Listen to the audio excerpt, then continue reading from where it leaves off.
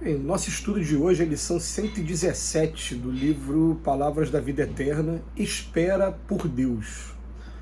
Mas o Pai que está em mim é quem faz as obras. Palavra de Jesus, no Evangelho de João, capítulo 14, versículo 10.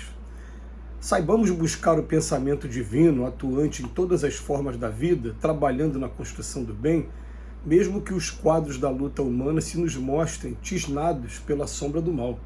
Observa a planta frágil, muitas vezes desfigurada pelo bote de insetos daninhos ao surgir da semente. Parece uma excrescência no barro que se desenvolve. Entretanto, encerra consigo as potencialidades que a transformarão em árvore vigorosa. Fita a criança recém-nata em muitas circunstâncias tocada por enfermidade inquietante, vagindo nos braços maternos, mas se assemelha a pobre farrapo humano, guardado pela morte. Todavia, traz na própria formação orgânica aparentemente comprometida a força que a transfigurará talvez no condutor de milhões de pessoas. Não julgues o sofrimento por mal. A tempestade carreia a higiene da atmosfera. A doença do corpo é a renovação do espírito. Em todos os sucessos desagradáveis e em todas as condições adversas da existência, acalma-te e aguarda a intervenção da infinita bondade. Disse Jesus, mas o Pai que está em mim é quem faz as obras. O Criador está igualmente na criação. Diante do nevoeiro, não condenes as trevas. Acende a luz do serviço e espera por Deus. É sempre muito interessante essas comparações que o Emmanuel faz com a natureza para poder nos trazer a reflexão sobre o tema. O tema está no Evangelho de João, mas o Pai que está em mim é Ele que faz as obras. Mas o Emmanuel começa chamando a atenção para a gente começar a observar a planta frágil, e eu vou acrescentar aqui, ousar acrescentar alguns exemplos, a gente conversando recentemente, né, com os amigos sobre, por exemplo, Segunda Guerra Mundial, bomba atômica em Hiroshima e Nagasaki, e todas as suas consequências funestas. Olha o tempo que levou a natureza a regenerar todo aquele espaço físico e preparar todo aquele espaço físico de novo para que possa ter a vida e vida em abundância. Né? Aí fala, isso é um milagre de Deus. Muita gente fala assim de maneira até expressiva, isso é um milagre de Deus.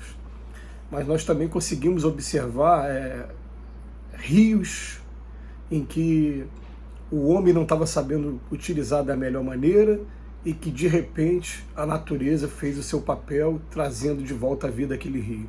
A gente observou, por exemplo, durante a pandemia, quando os homens foram obrigados a ficar internados dentro de casa, exilados dentro de casa durante um período, que teve até reportagem na televisão sobre isso, como a natureza mostrou a sua força e como, pelo simples fato de não estar sendo poluído, alguns lugares começaram a ter vida de novo, vida marinha, vida aquática, peixes de novo, e até a flora começou a desenvolver. Esse mundo é muito generoso com relação à natureza. E é claro que a gente vai dizer que a natureza é obra de Deus, porque aqui na Terra a gente costuma pensar o seguinte, não é obra do homem, foi obra de uma inteligência superior ao homem.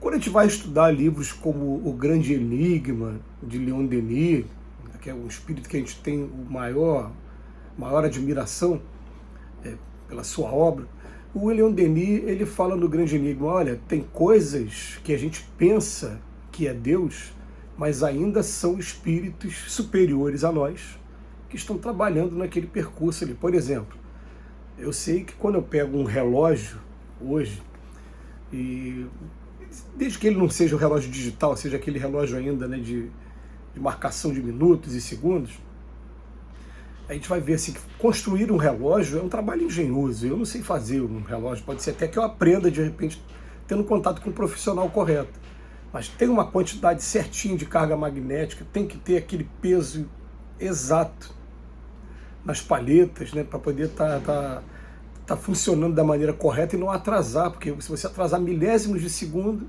em alguns dias o teu relógio vai estar tendo que ser ajustado o tempo todo. Mas ali você olha para o relógio e fala, aquilo ali é obra do homem. Quando você olha para um planeta, numa órbita de uma estrela, ali você tem a certeza absoluta de que não é obra do homem, Mas quando você observa a harmonia no que está acontecendo, você fala, cara, tem uma inteligência superior a gente, e que é uma inteligência, porque a coisa não está ali por acaso, não está ali, né, está seguindo leis. E aí o que acontece? Os espíritos, como Leon Denis, né, os espíritos também falam para a gente, ó, ali ainda não é Deus, ainda são espíritos que estão à frente da gente, superiores a gente. Mas ele vem chamar a nossa atenção, por exemplo, ele usa o outro exemplo na criança também, quando a gente olha aquela criança recém-nascida, muito frágil, ainda sem os anticorpos necessários, toda hora tendo essas enfermidades básicas que toda criança tem, e tirando a nossa noite de sono, né? Todo mundo que é pai, mãe, um dia já passou por isso. Ele fala, a gente não consegue entender que ali ele está trazendo a formação orgânica, mas que ali a força se transfigurará, e talvez no condutor de milhões de pessoas. Então, Emmanuel faz aqui uma apelação para a gente, ó, não vamos julgar o sofrimento por mal, porque tempestade traz higiene na atmosfera. Doença do corpo é renovação do espírito. A gente teve esse flagelo, já que eu usei, além de flagelo destruidor, né, eu usei também o exemplo da guerra. Mas a guerra é um flagelo moral, essa é que é a verdade. E a guerra mostrou para a gente, na década de 40 do século passado, o perigo de um confronto nuclear, que está sendo a discussão aí do momento, né? E ela também faz parte do processo evolutivo nosso, né? Faz parte do processo evolutivo nosso. Mas a gente vai percebendo o seguinte, que o Pai está fazendo as obras o tempo todo. E o Pai, nesse momento, ele vai revelar, é claro, Deus, inteligência suprema, causa primeira de todas as coisas, mas também vai revelar aqueles que estão acima de nós, acima da nossa inteligência, que estão dirigindo o que a gente chama de universo ou de pluriverso, também vai tá fazendo referência a cada um deles.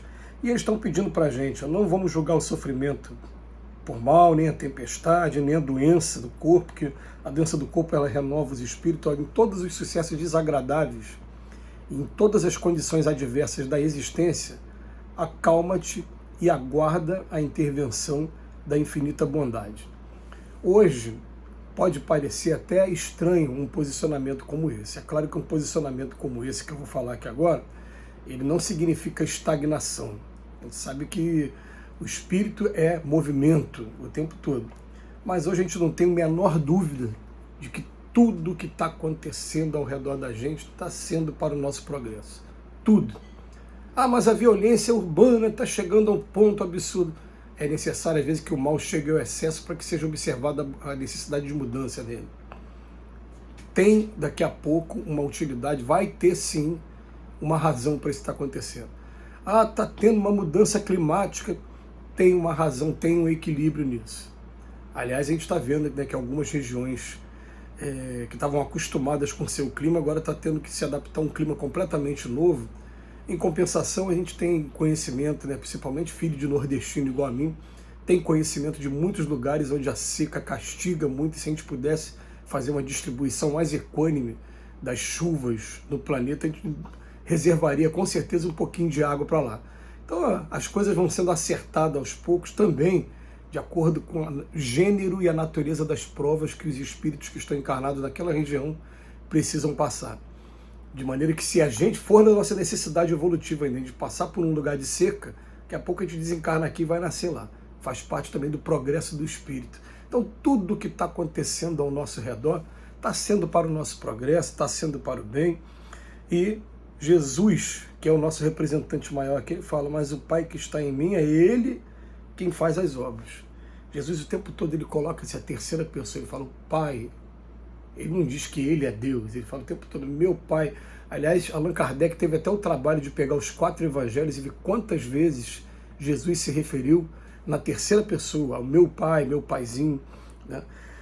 E ele coloca aqui, diante do nevoeiro, não condenes as trevas, acende a luz do serviço e espera por Deus. Quando estivermos passando por um momento de dificuldade, vai ser a melhor maneira da gente provar se a gente aprendeu realmente a ser solidário, a fazer a nossa parte, ou apenas entrar em desespero e reclamar da providência. Que Jesus nos abençoe hoje e sempre.